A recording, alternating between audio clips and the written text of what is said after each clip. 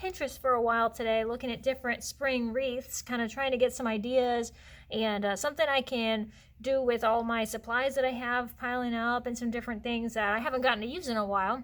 And a wreath is a craft that I haven't done a whole lot of anyways, but I haven't done one in a while.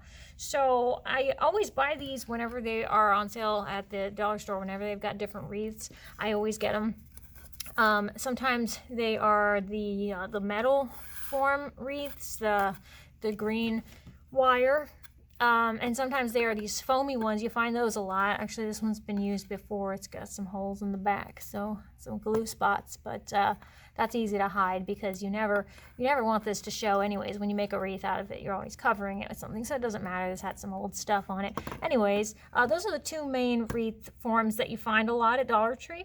But every once in a while, you'll find a shaped wreath form that's maybe one of those wire forms that just has the shape of a candy cane or a heart sometimes, and those are kind of cool. Can't do a whole lot with them, you kind of have to stick to that shape unless you can get creative, and I've seen some people do some neat things with those.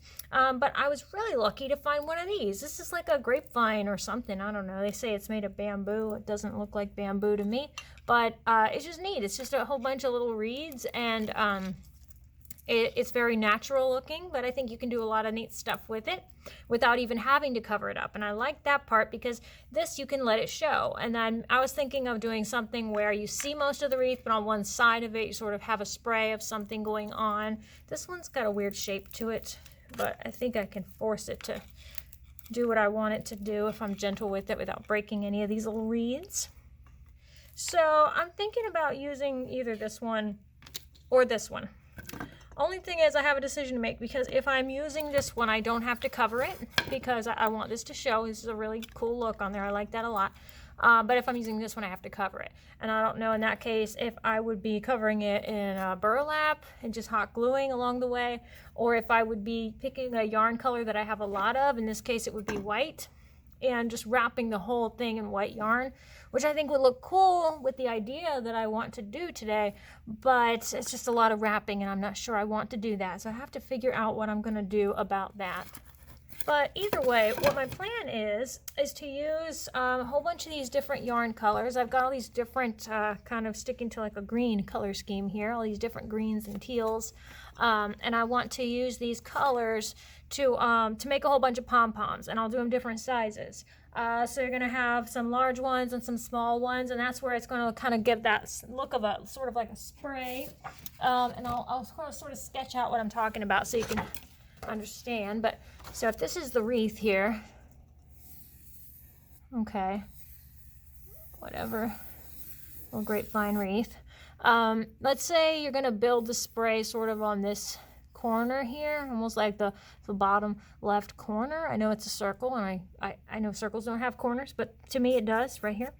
So you would have your biggest pom-poms kind of right here, and then they would get smaller and little clusters sort of just trailing off, as you get closer to the edges of this, like that halfway point right down the middle, and then these would just be smaller little pom-poms, and you would make really big fluffy pom-poms out of the different colors. And so I thought, well, that's a cool thing to do because I like to show how to make pom-poms. I like making pom-poms myself, and I can just show how quick and easy it is to throw those together and then use the strings that you've used to assemble the pom-poms and just tie those right onto your wreath. So I don't know, I'm thinking the white would look really nice if I was to wrap the other wreath form in white. It would look really nice against these other yarns that I have, but I do want to try using this one. It's such a hard decision. I don't know. I have to think. Okay, so I'm thinking about wrapping this one in white. And the good thing is these will hold hot glue really well. So if I go to just glue the end of my string onto this wreath form somewhere, this will adhere really well. Just give it a second to dry, and then you can tug on it. I will say, though, that unless your yarn is in a nice little ball and you're able to lift it and put it through easily and wrap it around and pull it through, I don't have a lot of yarn that's wrapped in a ball, but this one would be perfect for that because you're just going around and around and around. And unless you're doing that, you're going to find that pulling out of a skein is going to be a pain in the butt because it's not going to let you put that skein in and out of the hole. You really just have to see what I'm talking about and try it yourself to see the frustration that I'm trying to describe. So we'll just cut it in sections and do it that way. We'll do a little bit at a time. So let's get started on that.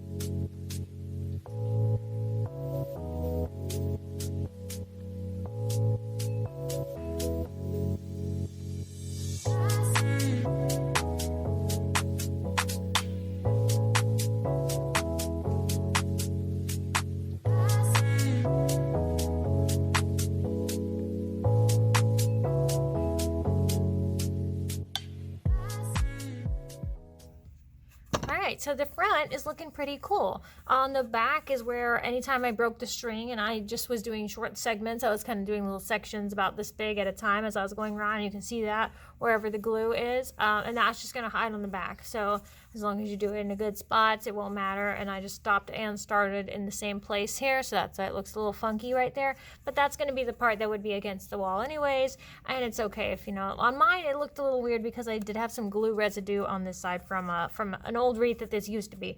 But if you're using just a nice smooth wreath form, then you won't have any of that. So this is ready for its pom-poms. And so the way I described it, they'll kind of be on half of the wreath, and the bigger ones will be here, and then the smaller ones will get smaller and smaller and smaller until it gets to that about halfway point.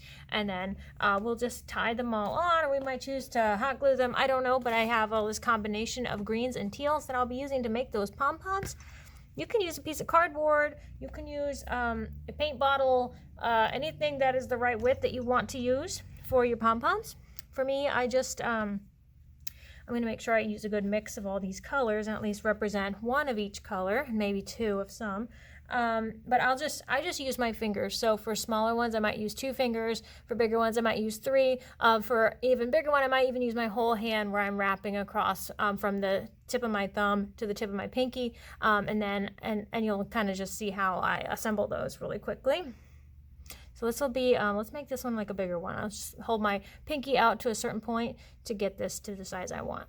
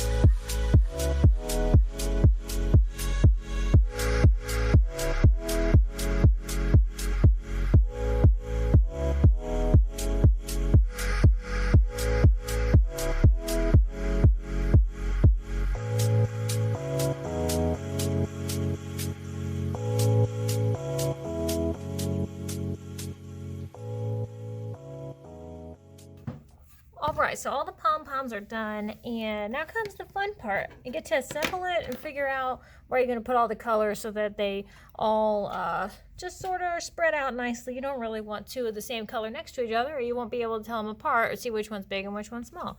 But as you can see, I got a large and a small of all of these colors that I decided to do. So here's the large ones on one side right there, and then their corresponding small ones on the other side. So I just stuck with, what is that, 5 colors, and I did the large and small. So I'm going to put my large ones. I was careful when I cut my loops. I was careful not to cut the main loops, or the ties anyways, because I wanted to be able to wrap those around the back and tie them on, secure them onto the wreath. So with a little double knot, this way I won't have to use any glue, and I can always shift them around. They won't be permanently down, so if I need to spin them around so they sort of face the way I want them to later, I can. But yeah, I was careful not to cut those when I was cutting my loops. You just have to trim them up a little bit, because sometimes it gets knotted crooked, and then you'll have some longer pieces. I've got a lot of scraps of yarn flying around me. There we go. And if you could do the whole wreath in Pom Poms, that would be such a cute little full wreath, and you could have all of your little pastel colors, you know, something for Easter or whatever. Whatever season it is, you know, you can imagine a red, white, and blue wreath that has, you know, all full of pom-poms the whole way around. And then you could wrap this even more, you know, sparsely if you wanted to, because you wouldn't have a whole lot of it showing. In fact, you could probably just wrap this whole thing in ribbon if you don't mind, if you don't care that it doesn't match. I wanted this the whole thing to have yarn everywhere, but if you don't care if it matches or not, then let's just put it right there.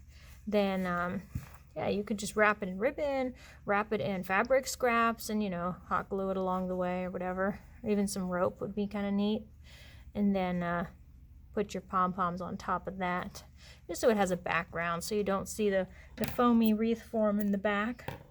All right, so if you want them to be in a cluster, just sort of offset them a little bit. Don't do them in a row, unless that's a look you're going for. And I didn't want this to look like they were in a pattern or anything. I just sort of wanted them to be kind of random. Let's put one right there. And yeah, that's the nice thing about having knots in the back instead of glue, because then you can move them, and, you know, allows for a little bit of wiggle room in case you change your mind about the placement of them. All right, double knot right there. And let's get our last color of the large on there. I don't know, is it going over here? I guess it should. Let's put it right there, kind of in between my 2 greens here. Let's make sure that's a good spot. Yeah, and that's really cute. It ends up looking like a little shaggy rug or something when they're really close together like that. I guess that's, you know, the same concept. You know, these pom-poms are really easy to make, and if you have a lot of yarn, different colors, you could do, you know, a whole multicolored wreath like this. Just refluff it every once in a while. When I had it flattened down so I could tie the backs, it got a little flat, but just fluff them up a little bit, and it'll be good. And I'll try to use similar types of yarns too. Since I have this color on this side, I'm going to move my smaller one over to this side. Similar types of yarn, because if I was to start using like one of my shinier ones, or like the Fun Fur, it's got some fringe or glitter or something on it, you know, they just wouldn't all match, and it would look sort of like they don't belong together on the same project. So try to keep them similar. That's what you want to do. And anyways, you need yarn like this when you're going to do, let's see, light over here. You need yarn like this when you're going to do pom-poms anyways, because it just holds better. You don't have to wrap it as much as a thick yarn. If you're using one of those little thin, little frilly yarns, you're going to have to wrap a lot to get you know, a nice full pom-pom.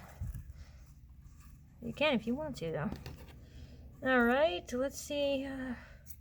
I think if I was going to add to this wreath, I would probably just add more of the small pom-poms, because I feel like this one's not going to have enough, but that's okay. Let's tie this guy right here. It's also hard to make them much smaller than this.